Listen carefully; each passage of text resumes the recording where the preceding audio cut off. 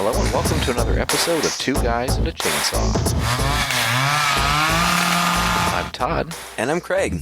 Well, today we tackle another request, this one from our listener Vincent, way up in Norway. He requested that we do 1980's The Changeling, a haunted house movie starring George C. Scott that has a bit of a reputation. This had been on my list for a while, but I had definitely not seen it before, so I was really excited to jump in and see it for this episode. Craig, had you ever seen this movie before? No, I'd never even heard of it. I mean, when you said The Changeling, I was thinking about that Angelina Jolie movie that came out sometime in the aughts. Oh, yeah. So, no. Yeah. I had no idea what we were getting into. This apparently was filmed in 1979, but wasn't released until 1980. So we were just mere babes when this came out. Yeah. This would have been something I would have imagined it would have shown up on television, like on Saturday afternoons after all the cartoons, during like the Saturday afternoon Schiller movie, right? Yeah, that's what it kind of felt like. It really did feel like that. It's a haunted house movie at the heart of it, right? Yeah. Supposedly based on a true-ish story. The writer, Russell Hunter, stayed in a house in Denver and had these strange things happen to him, more or less exactly what's in the movie, he said. And so he wrote this movie based around it, and this is what we have. I mean, I don't tend to believe that kind of stuff, to be fair, but it's a nice idea anyway, that this is based on a true story. Interestingly enough, for that, it doesn't have anything in the beginning or wherever in the movie or in the credits or in the titles or anything that says, hey, this is based on a true story. So it's not a film that seems to be trying to milk that for what it is, which is interesting. Yeah, I had no idea that it was based on a true story or, supposedly true story either until I was reading about it just mere minutes ago. I was interested. That kind of, for me, I almost wish that I had known that going in because I felt like it would have added some level of interest that maybe this really happened. And, I, for the longest time in my life, was like you and would say things like, I tend not to believe these things. I was super, super skeptical of anybody who ever said that they had any kind of experience like this until, the town that I live in, a small town in rural Missouri, it's a college town. That's where I met Todd. He lived here for a while too. We're a university town, and there was one building, Todd, you'll remember well, Baldwin Hall. Oh, yeah. That people were all the time saying was haunted and that they had these, unexplainable experiences in. And I would always roll my eyes hearing these stories. I'm like, okay, good story, bro, whatever. But then something happened to me too. And I was alone. I was totally by myself. And this weird, totally unexplained thing happened. And so I'm a believer now. Okay. I swear, I was so skeptical. I didn't believe it at all. I would roll my eyes at these types of things, but then something totally weird and unexplainable happened to me while I was all alone in the basement of Baldwin Hall. And so now I give far more credence to people who share ghost stories. So I'm not as big a skeptic as you are, perhaps. Well, that's a good story, Craig. Maybe you should make a movie out of it. It would be a really short movie. I think so, probably. I'll tell you, my dad and my dad has a brother and a sister, and they lived in supposedly a very legitimately haunted house in New Jersey growing up. And he tells me it was this house way up in the woods, overlooked the town. He went to a school, if you can believe this, it was actually called the River Styx School. Kid you not, public elementary school in New Jersey. And this house supposedly was very haunted. Now, this again is the sort of thing I'm extremely skeptical about, except it comes from my dad. And the family has talked about it very matter-of-factly for a very long time. Well, and your dad seems like a very rational, down-to-earth guy, he not is. Somebody to make up that kind of thing. No, and all of them really are, but my grandmother, there was a basement in this house, and my grandmother hated going into the basement because she always felt like there was somebody watching her. And my aunt lived in sort of a studio in the kind of like an attic type studio up above, where like the ceiling is really the roof kind of thing. And to get into her room, there was a trap door. And once she woke up and swore that there was a girl standing by the trap door at the foot of her bed. And then quite regularly, to the point where they got used to it, apparently in the downstairs, the doors to the cabinets there would bang, just open and shut in this one room. And they even did this deal where they put string across the cabinets, because of course you'd walk in the room and nothing would be there. The noises would stop and the cabinets would be there. And sure enough, the string wasn't broken in any way. And they said also that all of the jars that they had in their fridge, like all of the cans and bottles or whatever in their fridge, periodically would be completely unscrewed and just sitting on top of the jar. The lids would be periodically unscrewed. Now, it's just the weirdest poltergeist, whatever you can kind of imagine. So, I mean, they lived in this house for years and put up with this, I guess, which is also a little incredulous. I don't know. But anyway, this is total family history told as though it is nothing. And so, they said, we were more fascinated by it than anything at the time. She said, I don't think anybody except for my grandmother was ever frightened by these odd goings on in this house. And actually that came to me when I was watching this movie. George C. Scott moves into this haunted house, and maybe one of my biggest criticisms of this film is that it's hard for me to get terrified by what's happening in this house, because he doesn't seem terribly terrified by what's happening in this house. Like, he's just so rational about it all. He just kind of walks around, and these things that now there were scenes in this movie that gave me chills, and that scene would be over and he'd be staring at whatever, like the wheelchair at the top of the staircase that shouldn't be there, and then it immediately cuts to a scene of him walking down the street to the library. Like, what? How did we get from point A to point B? Why was he not running, screaming out of this house? What did he like take the wheelchair back to the attic? Like, okay, well, we'll see what happens next. I think that was my biggest criticism if I were to kind of overarch it. There were so many scenes in this. Actually, I thought the movie was pretty terrifying in a few spots, but at the end of the day, it all kind of got neutered by the fact that you never felt like he was in a lot of danger, because he never acted like he was in a lot of danger. And furthermore, the movie was edited in a way that you would just cut away from these scenes of scariness to the next day. Yeah. And they're still in the freaking house. Right. Well, so. I read some, critical reviews of the film, and most of them were very positive, and this film was actually, pretty critically acclaimed, and it won a bunch of awards, especially in Canada. I guess they found it really good in Canada.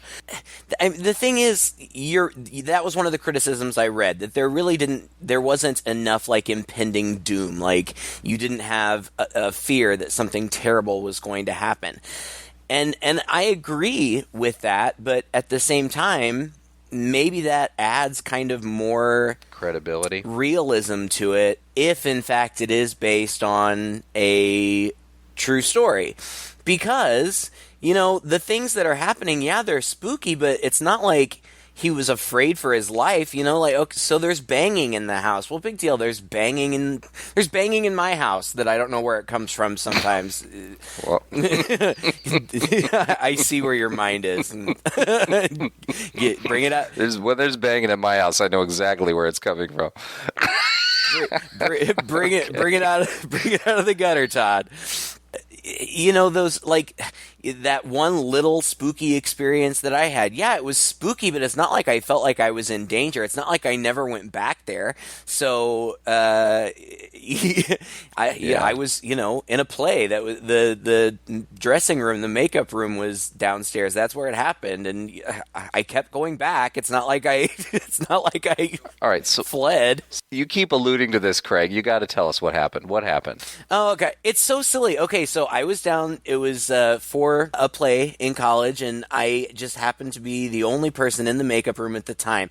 And this basement, I mean, it's an old building, and it was spooky. You've been down there, you know. And It is spooky. not only were the makeup rooms down in this dingy, dark basement, but they also were connected to this entire tunnel system that ran under the whole university that nobody even really knew about, except I'm sure like the maintenance people and those of us who had to put our makeup on down in that little spooky basement room. But I was down there by myself, and I put on music. I put it on, and it turned off. And I was like, well, that was weird. And so I started it again. And this was in the days of CDs, so it was a CD. I turned it on again, and it turned off again. And I'm like, what the heck? And so I turned it on again, and not only did it stop again, but the stereo lid, like, popped open, and the CD flew out of the stereo. Like across the room flew out, or No, like just popped out and landed on the counter. But Well, that's you know still why. really weird. It's weird, but you know, I think your stereo is just broken. That's why it kept All right, stopping. fine. Right, but how does it pop out like that? Like, you know, in the old days with the CDs, like you had to like open, like there was like Stick the it flip in. top cover, and you had to like stick it down onto, like, it stuck in. You know, it's not like you just slid it in like you do. If anybody still uses CDs today, like you slide it in and it like sucks it in. No, you had to like pry it on to like these prongs, and Under tension. Yeah. whatever. Anyway, so that happened. I thought you were going to tell me something like, oh, then a ghostly voice came across saying, don't play this music. No, but other people saw stuff in there too. Like our friend Ron, who I think we've mentioned before, who works in that building, has said many times that he's seen and heard things. Like, people hear like disembodied music playing. Now, granted, it was a music hall for a while, so Right. somebody could have been practicing somewhere. But you know, my partner, you've mentioned our friend Randy, who also works there. He's like the building manager there. He's seen things. My partner worked for Randy.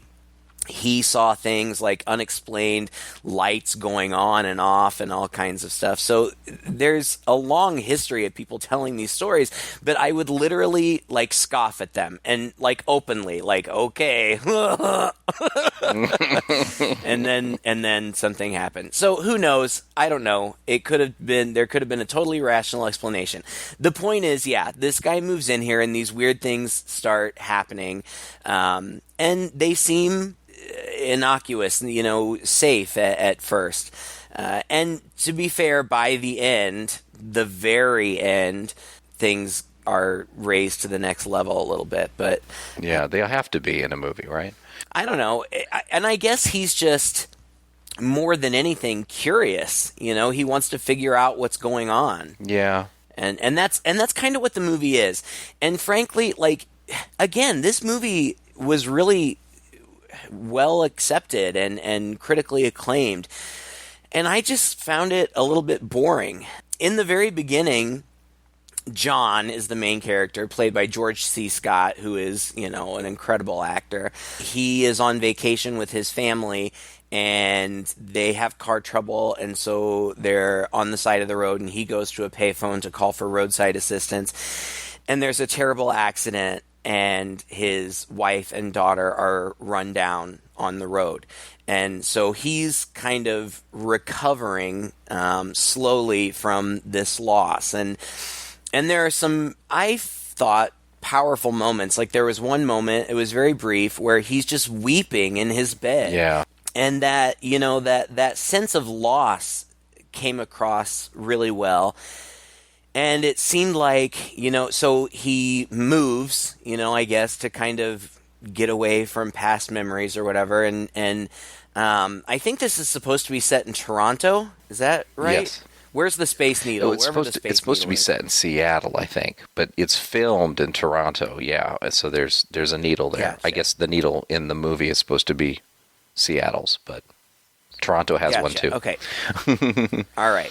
So he moves there and he's looking for a place to live, and he encounters this lady who works for the historical society, and she's like, "Oh, I bet we can find you a place." And she does. She finds him this enormous mansion. Like here's this single guy, he's like, "Oh, I think you should stay in this huge historical mansion." Yeah. And he says, okay, and he moves in there, and it's gorgeous. It's this huge, gorgeous mansion that I would have bet money was an actual landmark, but it wasn't. It was entirely a facade and set, filmed on sound stages. So weird. Yeah, it does look totally like it looks totally real. It's a super elaborate place. And I have to admit, this was even going through my mind as I was watching it. I'm thinking, come on. This one single guy is supposed to have this massive mansion to live in. And the woman who shows it to him is walking him through the rooms, and now he's a composer. That's what he does. And she leads him into one room and says, "This is the music room. This is really why I thought of you in this house. The piano was left here when the society took over. Just too much trouble to move, really. It must be in very bad shape." And I looked at it and I'm like, it's just another big room in this giant house with a lot of big rooms. It just happens to have a piano in it. There's nothing special about this room. Well, and to be fair, I mean, apparently he's very, very successful. I mean, yes, he's a composer, a famous composer, and I presume that's where he has amassed the fortune that one would need to rent this huge mansion. But he also, does like guest lecturing at the university in town and stuff like that. Well, he should throw a party in this house every now and then, Yeah. Mm-hmm. Oh, God, it was a big, beautiful house. What a waste. Yeah. But anyway, I guess the fact that he lost his sense of loss, his feelings of loss, are what draws this spirit to him. It's almost a 2-hour movie. It's an hour 45. And it felt a little long. It felt very much like a mystery, but I felt like the mystery was like 75% resolved really early. And so, weird things start happening. I don't even remember. Like, one of the first, he hears these banging. At first I thought it was the piano banging, but it wasn't, I guess. I guess it was like the heat or something that was banging, and he calls in some maintenance guy that's just always around, and the guy says, "Oh, it's an old house, this stuff happens." Okay, well, fine, whatever. Then we see little things like he'll be playing the piano and a door will open behind him, and he doesn't even notice. So just, little things here and there. The first kind of big thing that happens is he hears a faucet running, and he goes into the kitchen, and the faucet's running. He turns it off. Well, when he turns that off, he hears that there's water running elsewhere. So he goes upstairs. A bathtub faucet is running, and there's water in the bathtub. And then at that moment, he sees under the water what appears to be a little boy, like under the water. And like you said, it's so weird. Like, he sees it and he's like, and then it just immediately cuts away and he's just like walking down the street. Like, banging is one thing. CDs flying out of a CD player is one thing. Seeing a ghostly boy under the water of the bathtub, that would freak me out. Yeah. One would think. Yeah. I don't know. I didn't actually feel that this movie was poorly paced. I felt like it was pretty much on par with most haunted house movies, especially this era. I thought it actually had a pretty nice build to it. It was a little slow. I think it's a little slower than what we normally expect nowadays from our haunted house movies. But for the time and for what I guess you could consider a classic movie now, 1980. That's getting back there, I guess. I thought it had a nice pacing. One of the nice things it did was it did have something mysterious happening on a fairly regular basis, even though those mysterious things more or less were innocuous. Mm-hmm. They weren't even to the level necessarily of CD flying across the room. They were definitely like a piano key plays itself, which is scary, but it's not going to hurt anybody. Right. And you're right, up until we get this drowning kid's face in the bathtub, you don't get a real sense. But then again, even that is something that it may or may not be in somebody's head, right? Sure. You're always watching these kind of movies, and the character sees something, and you're always weighing it against, did he really see it, or did he imagine he saw it? Especially when you're dealing, in this case, with a guy who had some trauma. You always wonder, is this a psychological thing? Is this his own trauma that's building in? And so even that, if I'm going to play devil's advocate here, I could make an excuse for why he might. It kind of like House. The guy's undergone trauma, and so it might not necessarily. He may be questioning himself in all of this. You don't get that sense that he is, but it's an argument that could be made for why he doesn't run screaming or freak out more when all these things happen. I don't know, but then again, his character's just sort of painted that way. He's very flat, I think, through this movie. Yeah. Except for the crying at the one moment. That's about it. And even his grief isn't really played up. I feel like it kind of falls by the wayside a little bit. Maybe it's meant to be an undercurrent or an undertone that kind of like flows beneath everything that happens, but I never really felt like it was referenced a lot. I don't know. I agree with you to an extent, but I think that George C. Scott is such a talented actor that he can kind of get away with some of that subtlety. And there are moments, there's a moment where he goes riding. He's got I guess it's his romantic interest. Is her name Claire? Is that? Yeah, Claire Norman. And at one point they go horseback riding, and he just has kind of a quiet moment, and she's like, what's the matter? And he's like, well, my daughter who died really loved horses. And that's it. That's as far as it goes. But you kind of, you see a little bit of his pain. There's a moment where, again, another kind of haunted moment where he's kept this like rubber bouncy ball that belonged to his daughter. It's kind of like the one thing that he's hanging on to. And at one point it comes rolling down the stairs. And he takes it and like drives away somewhere and drops it over a bridge. And it's very subtle, but I feel like you see that this is a moment for him, like, I'm letting this go. And then, of course, he comes back home, and it's back, and that's just further evidence for him. Chilling. I mean, the whole ball bouncing down the stairs thing, I don't know how many times we've seen that in a haunted house movie. It's become cliche by now, but I think at the time of this film, it wasn't quite so cliche. And in fact, it really fits because his daughter, one of his earlier memories of her that was earlier established was her tossing this ball at him. And in fact, earlier in the movie, the ball falls out of some boxes as the helper is bringing the boxes in, and that's what triggers that memory. So the ball ties in quite nicely. That moment where he throws away the ball, and I knew what was coming, but still, I got chills when that came back down the stairs. It was just so bald and bold. And then, boom, next day. This isn't something you can write off. You threw that ball away, and it is back in the house now, rolling around. And it's creepy, and I feel like that's kind of the last thing that I don't know. I mean, they do some investigating. Like at some point, he's outdoors and a window shatters, and to trace what window has shattered, because it appears that like it's in this attic room, but he can't find the room. Eventually he finds it, but the door has been hidden behind these shelves. So he has to tear down these shelves to get up there, and he gets up there, and of course it's very cobwebby and spooky and haunted looking. It's cobwebby, all right. I thought you need to watch out for the spider that's been making these cobwebs, buddy. Yeah. It's got to be one massive spider or clan of spiders in there. Well, at that point, I think it was supposed to have been shut up for like almost 100 years. Yeah. So they've been working hard, though, over that 100 years. Let's just put it that way. That's true. And there's like a spooky old-fashioned wheelchair in there, and it's kind of evident that it was a child's room. Like, there are toys, like little, like, it looked like maybe like little army men or something. Mm-hmm. And there is a music box, and when he plays the melody from the music box, it turns out that it's the same melody, precisely the same melody as a song that he thought that he had composed like the day before. Mm-hmm. But he records all of his compositions on tape.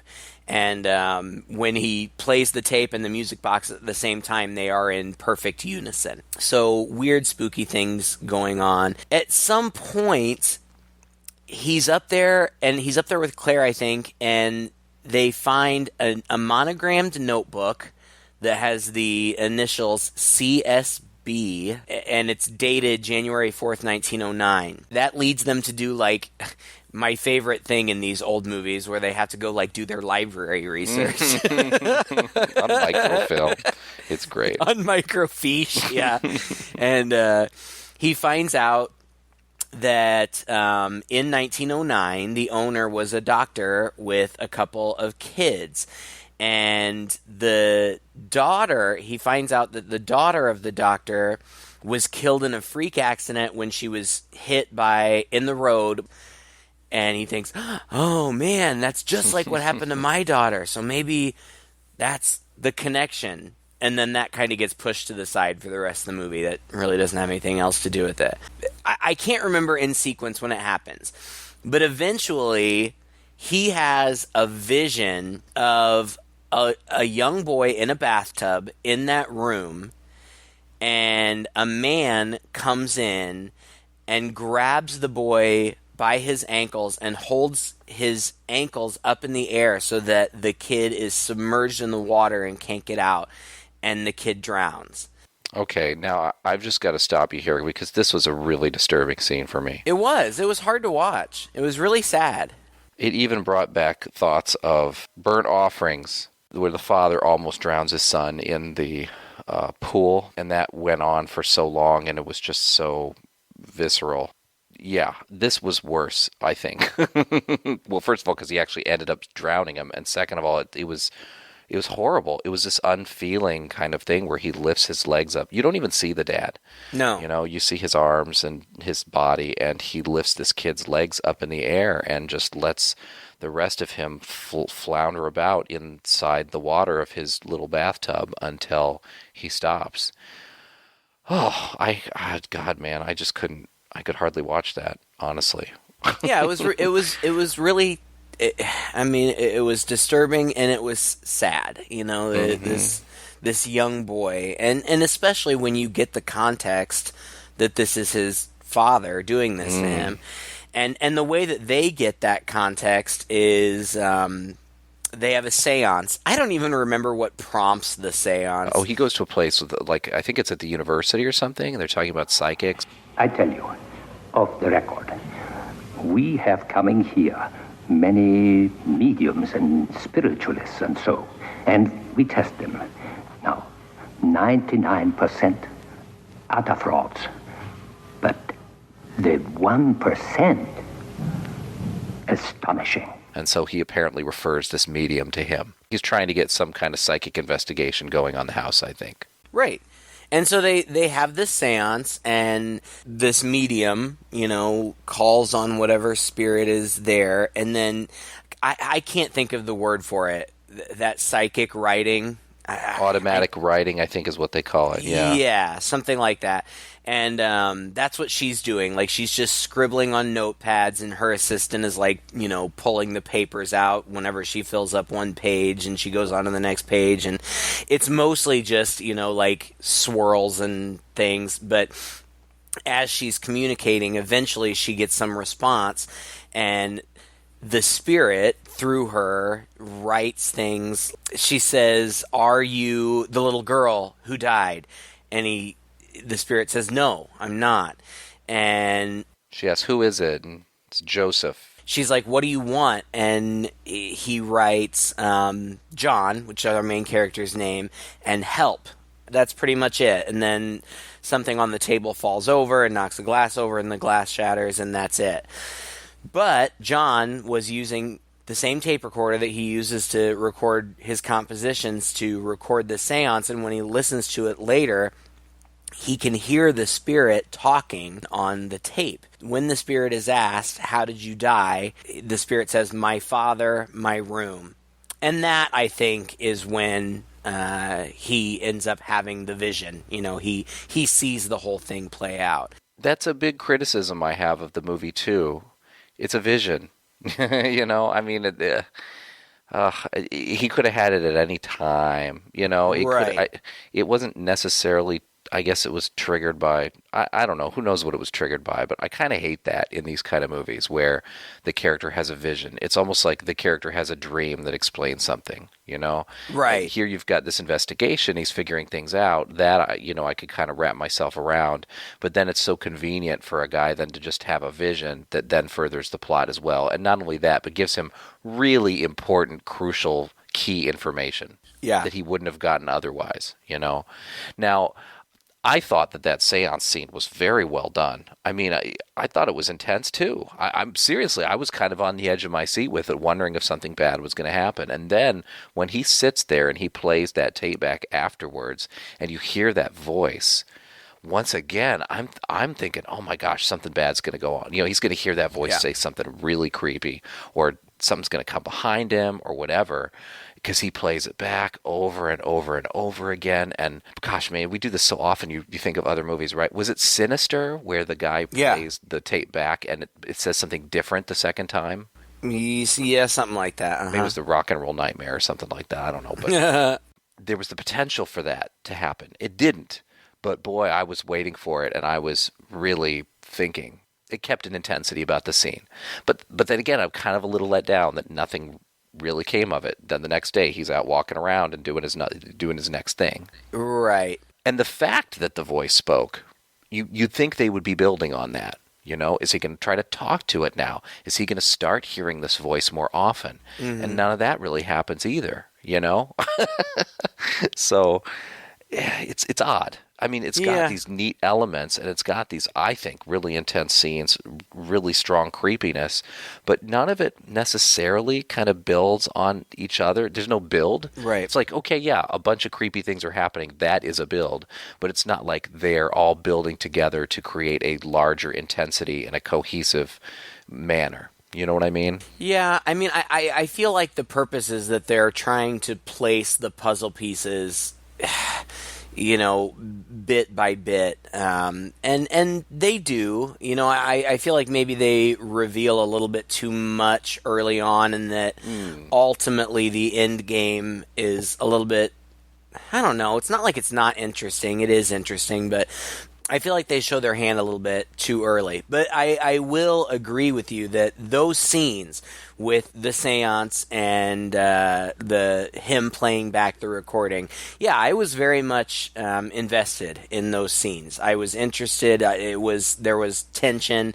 I was very interested to see what was going to come of it. But then it just kind of gets back into procedural mystery, and there's nothing wrong with that, and obviously people, enjoy it and enjoyed it at the time. It's just to me that it's like, oh, here's this kind of really intense tension, scary part. All right, let's go do some more research. Like, can we skip the research? Like, I get it. Like, that's what would happen in real life. Like, you would have a moment and then you would go and do some research, but this is a movie. Like, keep me entertained.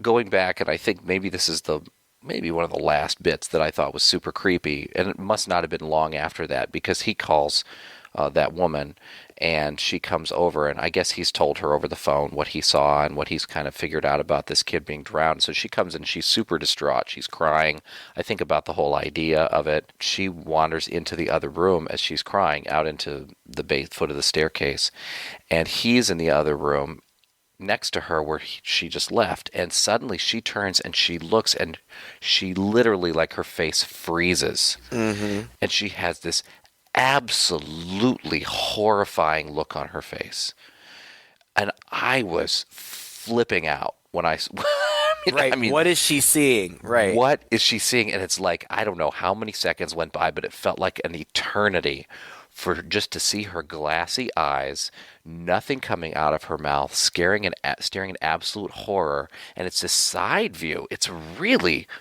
really cleverly framed.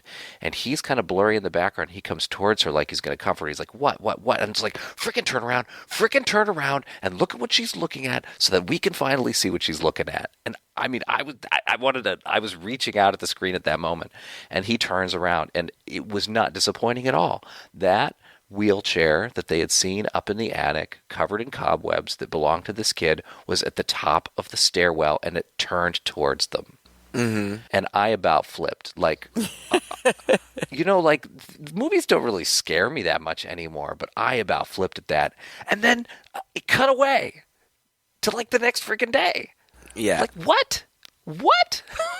Yeah. Yeah, it happens. It happens time and time again. What did you do with the wheelchair? Did you, I mean, they put it back in the attic. They had to, because later on we see it back in the attic again. Right. You know what I mean? But there gets to a point where he sits there screaming, "What do you want?" in the house. And I don't remember how he gets around to this whole deal with the medals and finding that. I know. That's I kind of lost track of it too. Like, they research the kid and they find out that the kid was disabled, but then something about an orphanage, and they're like, oh, this poor kid, he was disabled and then he was an orphan, and I'm like, what are you talking about? And then somehow they are directed to this place that was on the original estate of the house, and he goes and he looks at all of these like maps, maps, atlases or something, and this guy tells them like, oh, okay, here it is over time, and and John is like, well, what's this little circle right here? And they're like, well, that's a well, and it shows up here, and it shows up 10 years from then, and it shows up 10 years from then, but then they redistributed the property. It got sold off. Yeah, and it got sold off, and they built a house there, and the well's not there anymore. And so he goes to this house that just some rando woman lives in, and eventually they go to her and they tell her the whole story. And at this point they know about, this boy had been killed, drowned, and they believe, again, I'm not really sure how they get there, but what they figure out is that the dad, whose name was Carmichael, had a son. Well, he had a son and a daughter. The daughter was killed by the coal cart. The son was physically disabled. And then the mom died. Well, it turns out that all of the wealth in the family came from the mom's side of the family. And when she died, her dad left all of the money and estate and property to the son, the disabled son. But he left it in trust, and that trust was overseen by the dad. But if the disabled son died before he turned 21, the dad wouldn't get any of the money. Yeah. So what he did, apparently, was he killed his disabled son because he feared that he wouldn't make it to 21, and then secretly adopted a kid from like a foreign orphanage, and then he sent the new kid, the Changeling, away to a boarding school or to a hospital or a sanitarium or something in Europe. And it just so happened that World War I broke out, and so it made sense that he wouldn't bring the kid back. And so then after World War I was over, he brought the kid back. But by that time, the kid was 18, and so it was easily explained that he had been cured while he was over in Europe all that time.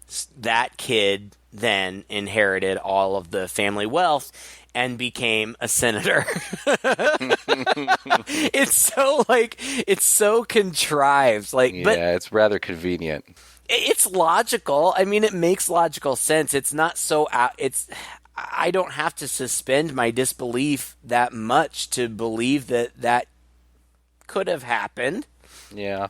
So now, apparently John is on this mission to, like, he doesn't even know what he's doing. He just, and he keeps saying that. I don't know what I'm doing. I just keep trying to do whatever this spirit is leading me to do. And the spirit leads him to this house, and he convinces the lady who lives in the house to let them tear up a room in her house to excavate the well that, I don't even know how he knew the kid was in the well, but he was. Yeah. And they find the bones, and then there's this whole thing about a medal. I don't even know what that medal was all about. I have no idea where that medal came from. And I don't know what.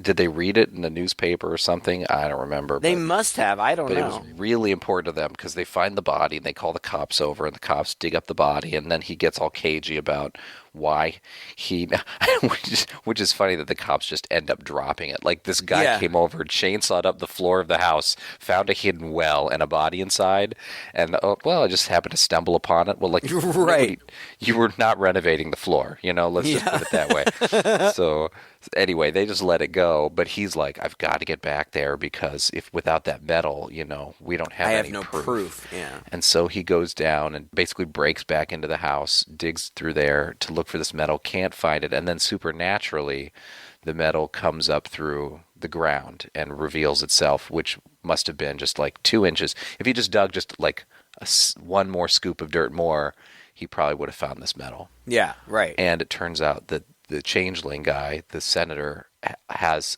his own copy of it. I don't know. Which also doesn't make sense. I don't know. If this medal proves that the kid is who he is, right, and it's that important, and then the dad did this swap, wouldn't the dad have just taken that medal and given it to the new kid? Right. Why would he have buried the old kid with that medal and had an exact copy made for the new kid, right?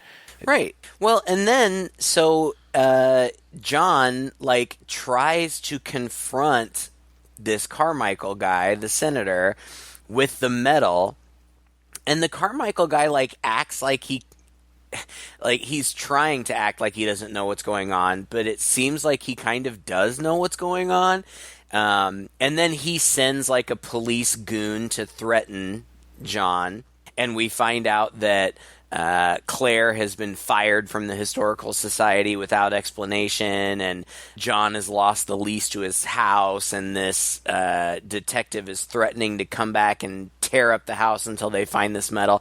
And then the detective mysteriously dies in a car accident, which we are meant to believe was caused by the ghost. And then John, again, really with no purpose. Like, I just don't even understand. Like, he goes to the Carmichael guy and he tells him the whole story. Mm-hmm. He tells him the whole story of how he was swapped and blah, blah, blah. And the guy acts like he doesn't know, but at the same time he says, oh, people have been coming and telling me these wild stories forever. And how much do you want for your story? Yeah, he thinks he's being blackmailed. Like he's going to buy him off. Yeah. And John's like, no, I don't want your money. In fact, here's everything. Here's all the evidence. Here's the medal. Here's the tape of the seance. Here's all the files that I found. I've done everything I can do. Like, what? You haven't done anything. Like, I don't, like, yeah. In fact, you're just kind of like, giving this guy his way out. The other thing that was bothering me was, like, this guy's a senator. He's obviously already well established. So what if this comes out? He didn't do anything. Mm-hmm. Yeah. He was just a victim in all of this. Like, what difference is it going to make, really? Yeah. But apparently it's really important. Well, I think he has some feelings about his father, his quote-unquote father, his reputation, I guess, maybe even in death. He's like, my dad was a good man. He was a very good man. None of this makes sense. He wouldn't do this kind of thing, and he gets quite upset about it. So maybe that is really, it's just kind of a family honor thing more than anything else at the end of the day. And that's fair. That makes sense. Yeah, and he does. He says that. He's like, I'm not going to let you destroy his legacy. And I get that, especially, if he really, if he was so young that he really doesn't remember, and that, if his father, raised him well and with love, I can understand that would be upsetting and you wouldn't want people to know about that. But, whatever. So then John goes back to the house and the spirit is clearly still angry, and that's when he's like, "What do you want from me?" And that's a good question, actually, because I really wasn't sure at this point. I mean, they found the body. He confronted the dude. What did he want? Did we find that out by the end of the movie? The only thing I feel like the spirit wanted vindication. He wanted the wrong to be righted. The truth to come out or something. I guess. Ultimately, I don't really know what that means, because what happens is, first, before John even gets home, Claire gets there, and she, sneaks around the house. And this was a really interesting scene, because I feel like they were trying to kind of give us her perspective, because all of a sudden the camera started doing wonky things where the rooms were kind of the camera was tilting, so it kind of gave you this uneasy I'm on a boat kind of feeling. Mm-hmm. And I felt like that was kind of what she was noticing, oh, something's weird. And she goes looking for him, and she ends up in the attic, and then the wheelchair chases her until she falls down the stairs. And then John shows up, and he gets her out, but then he goes back in, and he starts going up the stairs, and this ghostly wind, which is apparently hurricane force, blows him off the landing. And he crashes down and lands on the floor. And then this part was so surreal and bizarre, and you're going to have to maybe explain it to me. I don't think I can. The old guy, the Carmichael guy, the senator, is in his office, and he takes the medal that John has given him, and he lays it over the painted portrait of his dad, and the portrait and the medal start to shake, and he's scared. Then all of a sudden, he's in the house. Yeah. And he goes walking up the stairs, and the banister catches fire, and the house catches on fire.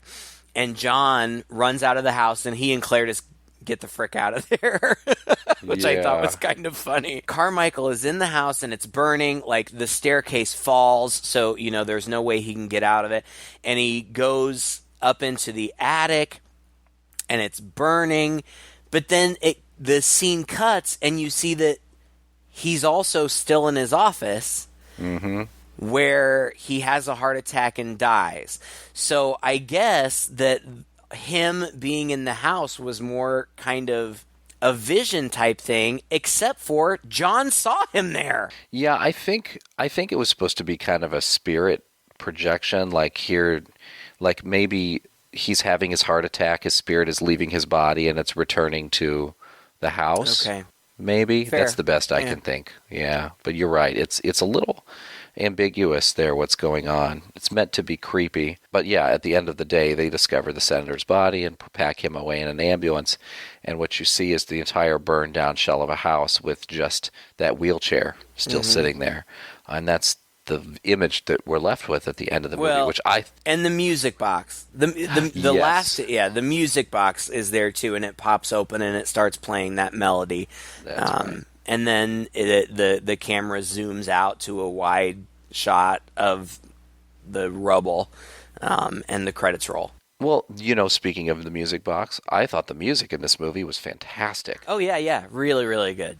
And the cinematography in this movie was also incredibly good. Dated from a 2019 perspective. Well, you don't get zooms and things, at least, which would have been typical here, but you get a lot of dolly shots through the house. That's true. It's really sliding through and moving in and out. Really, at times, there's a lot of top-down shots on the guy and walking through the house as though the house is very much an imposing force on them. I think we talked about that a little bit in Burnt Offerings. No, it was the opposite in Burnt Offerings, wasn't it? Where we were seeing a lot of the ceiling. It sort of felt oppressive in a different way. Yeah. I guess maybe it's not so much the cinematography that feels dated.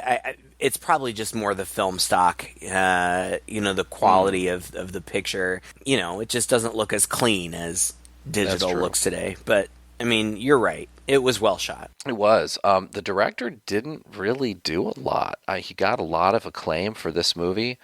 He's done... when I say he hasn't really done a lot, that's not really fair. He's done things. His name is Peter Medak. He did Species 2. You know, he did a number of movies, did a lot of TV. Actually, he did a number of episodes of the reboot of The Twilight Zone in the 80s. He did an episode of Tales from the Crypt. You know, he's done like Law and Order. He did an episode of, oh gosh, there was a horror anthology. Masters of Horror. Yeah, he did. Yes, The Washingtonians, and it was one of my favorite episodes from that whole anthology. It was fantastic. It was so good. Oh, I've never seen that one. Oh, watch it immediately. It was so good. Well, okay. And the writer, you know, I talked about the guy who came up with the story. He didn't actually write the script, but the story has 2 credits. The story is 2 people, William Gray and a woman named Diana Maddox. And William Gray wrote The Philadelphia Experiment. He wrote Prom Night.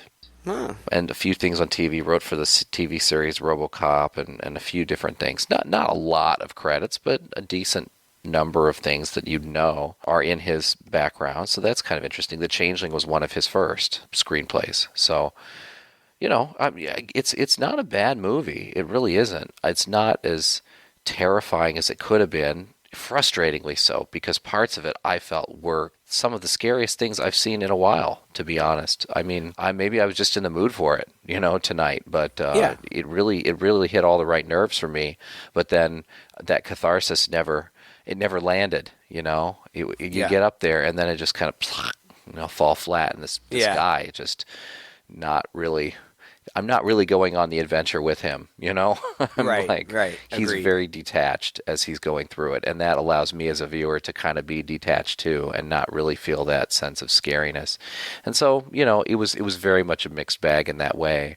But no, I think overall it's quite an accomplished movie. It's good. I mean, compare this to a movie like Burnt Offerings, it's still up there, maybe even a little better. Yeah, I don't know. I mean, I didn't watch it under the best conditions. I had to watch it.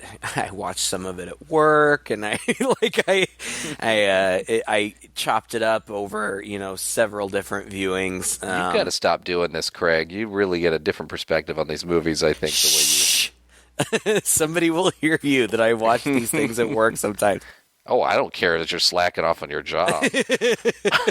Hey, I have free time sometimes. Anyway, no, so I didn't watch it under the best conditions. I think that it's a perfectly competent movie. I think that it's well made. It wasn't engaging and exciting enough for me to like really get into it.